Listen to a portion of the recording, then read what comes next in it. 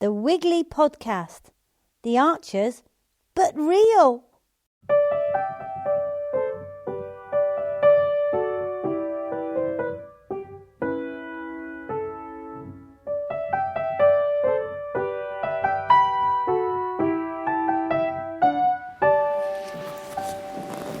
Welcome to the Wiggly Podcast. I'm Heather from Wiggly Wigglers, and I'm joining you today from the Wiggly office, which is in full Christmas order flow, with Nicole, Gareth taking orders like Billio, hopefully sorting out trees. The trees are going out this week. You'll know that we can't send our bare root trees or our hedging plants out until it's cold enough and the sap has gone from the trees. And this week is the week we start to send all those out. So the edible hedging packs and the bare root plants are going out, ready to plant wherever you are. I've got an interview this week with Ricardo. Ricardo has brought in his hazel, bean sticks and also his willows to make wiggloos out of. So here we go, over at the warehouse where I catch him to have a quick chat about willow and hedging, which turns into a long talk about hedging. Here we go. Well, and the thing is, I'm over at the warehouse and who's turned up but Ricardo? How are you? I heard a little voice poking out from behind the beehive composters. I couldn't see anybody, and then suddenly a little Hev popped out. I just crashed the van. Shrouded in wooden roots. I just crashed the van into the shed. I don't believe that, you. I was gently going backwards. I don't let you out, really. I was just aiming. Well, there's not much scenery today, so you can't see much. Yeah, so I was gently going back, and there was a bit of a bump, and then they all came running, and I thought, oh, they're over-exaggerating, aren't they? But anyway, I did actually crash, not to worry. No, well, it's you, isn't it? That's to be expected, really. We've had the SAS in the yard this morning on operation, so yeah, they do share a facility, don't they, next to the Wiggly warehouse? Yes, but they've been at the farm. They've been actually operating on each other, and apparently the head guy, the captain, gets beaten up this morning because they've had 4 days in the woods. Right. Out there without a tent or anything at all. Right. And they get their own back this morning, so we've seen them all running around the yard shouting, and they've got guns. Right. It's like cowboys and Indians. Really? Yeah. And when Phil went shooting on Wednesday, one of the beaters fell over one up in the wood. There was one ensconced in the wood, yeah. And he said, I'm on operations. Frightened the beater to death. Just looked up at him and said, I'm on operations. This is it. I've got an M16. You've got a stick. Exactly. Keep walking. Yeah. So he did keep walking. Put him about a bit. Well, it is funny. I mean, that's kind of weird. I remember bumping into a mate in it because you know people in the regiment, don't you? Living in Hereford. Yeah. They're those idiots. They're those idiots with shorts on, with rucksacks with bricks in them, running about at 5 o'clock in the morning. They do that as well. They do it. But a mate of mine said, I bumped into the supermarket and he said, I'm working, Rich. I said, are you? He said, yeah, Rich, I'm working. And it suddenly occurred to me that he must be doing some sort of, some kind of, training thing, in Tesco's. I said, oh, okay, all right, I'll go then. I'll see you later. So, yeah. I can still see the confusion on your face now. I was puzzled by it. Not the warmest response I've ever had from a chum. Come on, let's have a look at what you've brought. Yeah, no, here we go. Some cheeky willow and hazel, which it would seem that the hazel's been something of a success, really. Hazel bean sticks. Well, it was an idea that we had earlier on, wasn't it? Obviously they're quite popular in Hereford. I think interestingly in Herefordshire we don't have the hazel coppice that the likes of counties like Kent do, for instance. But in certain areas it's thriving, it's doing really well. And interesting, as you rightly said in your little description in the catalogue, coppicing is an integral part in wildlife rehabilitation, and it does open up glades for all sorts of butterflies and other sort of nighttime lepidoptera and bees and the like, and for kind of probing inland wading birds like woodcock. I mean, they love the spaces provided by coppicing. And of course you get this new vibrant growth, and so far as a kind of climate change perspective is concerned, then sequestration of CO2 is far more significant in areas where there's new growth than old, mature, slow growing vegetation. Because people are always concerned about chopping down trees, and you're chopping down trees, really. aren't you? It's important, it is, and these things grow faster. Trees often grow faster when they've been cut. Like your hair. And like my hair, I'm going to get a haircut today because it's got a bit crazy. Yes, I can see that. I haven't. It's not quite styled, is it? Anybody being as honest with me as you was. No. I was fully well, let me tell you, Rich. It's a mess. Yeah. It is a mess. You did tell me once that you didn't fancy me when my hair was long. That is so true. But did I say I fancied you when it was short? No, I didn't. So, right. So anyway, I've brought me trailer load of willow and hazel in this morning. I mean, traditionally, hazel bean sticks. I mean, I suppose these are about 4 years old, this hazel. Is that how long that's taken to grow? They're a lot taller than me, Yeah, about 4 years. Well, I suppose you get to about 12 foot, something like that, in that time. And traditionally, a hazel bean stick is about 7'6", which is sufficient because really, you can't reach to harvest your beans any higher than that. But it would seem that a couple of, certainly one Wiggly customer has demanded a stick that's 9 foot long. Oh! So there's a couple of longer ones in here as well. Just okay. For those guys that want slightly longer sticks. I don't quite know how they're planning on reaching up that far, or whether they're kind of looking to drive the sticks far in the ground to stop them blowing over in a windy space. But nonetheless, there's some long ones there. So, and you see how I've distinguished them. The willow is interestingly. Last year I had one query from a Wiggly customer to say. Or suggest that Wigglies might have confused willow with hazel, because they'd stuck their willow in the ground, it wasn't growing. But it was early on in the season, so I said, no, it will grow, just give it time, and obviously it grew. But this year, on the basis of that inquiry, I thought, right, to save any problems and any confusion between willow and hazel, I've tied in the little flexi tie bits that the willow packs have with them on the bundles. Good thinking, Rich. Just in case. Obviously the hazel is kind of browny, tawny coloured, and the willow is green. Yep. But So that hazel... Has that produced hazelnuts? Because I'm waiting for hazelnuts on my head. Probably won't have that stem. Each of those stems probably won't have produced nuts at this stage. But having said that, within the little coppice groups to each plant, some of the larger wood on those plants will have produced nuts. Yeah, I see. Nuts growing. I mean, the squirrels or the dormice or whatnot will have had them by now. Yeah. Certainly the squirrels. Yeah. And how long does it take roughly before you get hazelnuts on a hazel? I'm not sure is the answer to that. Thanks, Rich. Listen. I don't know the answer to that, so there's no point in me pretending that I do. But you usually pretend. Yeah, I do, yeah, but I can't. I'll find out, dear listener. Find out. I'll be interested to know. Now you've asked me the question. You'll find out, yeah. For sure, yeah, you'll be phoning me later. I will. Hey, Michael can edit it in. Exactly. Yeah, I'll do it again. Here we go. I've got an Rich, answer. How old is the hazel before it produces nuts? 6 years. There we are.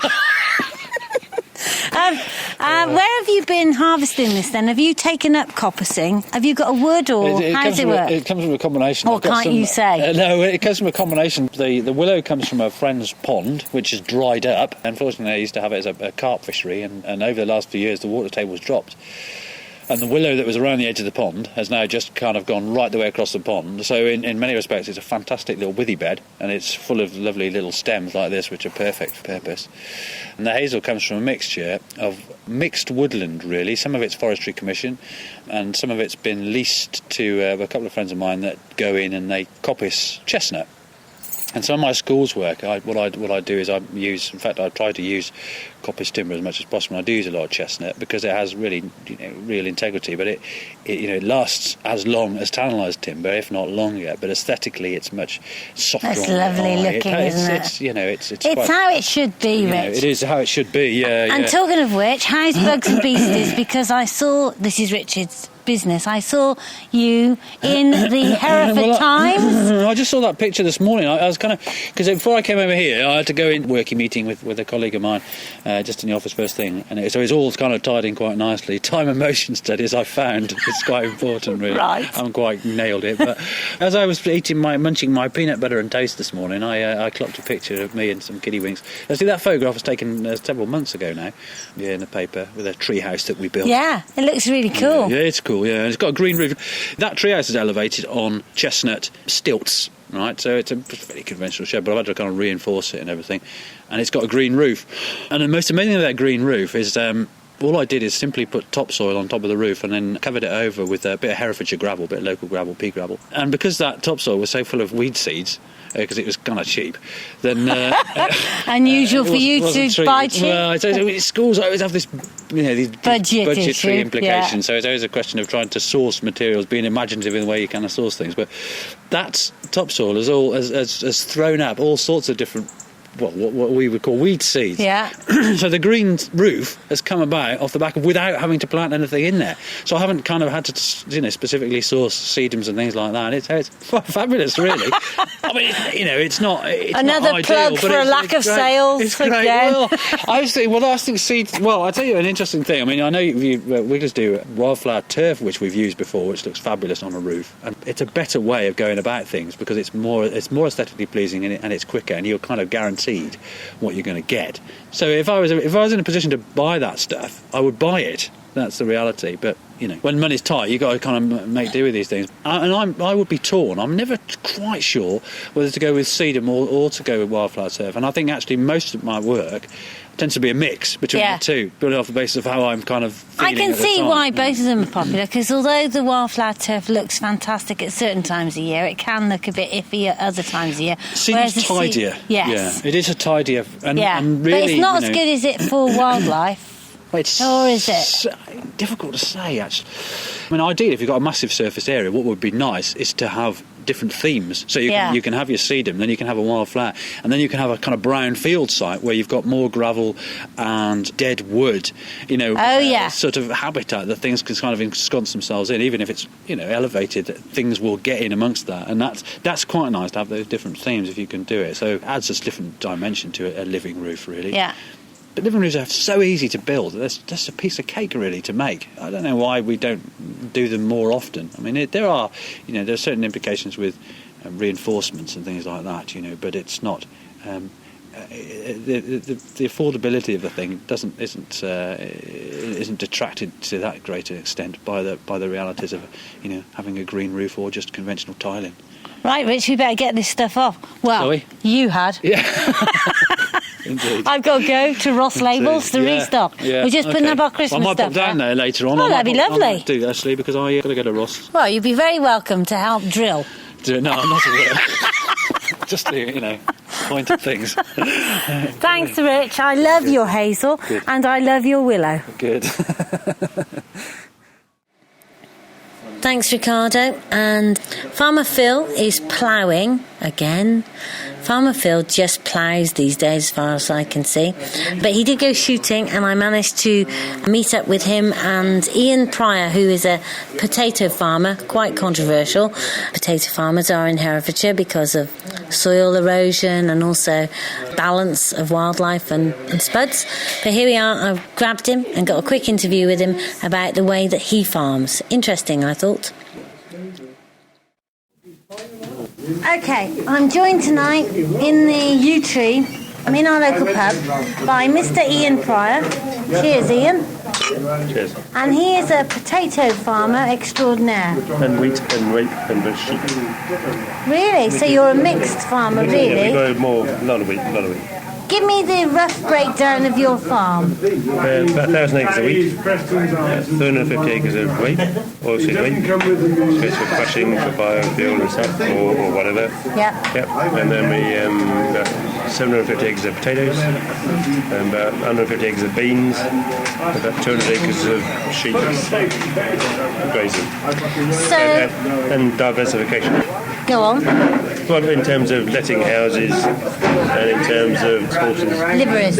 But not liveries, it's more about eventing yards. Yeah. We don't do livery. Tell me how your farm works in as a mix. Does the sheep provide the manure for the potatoes? How does it work in rotation, or doesn't that?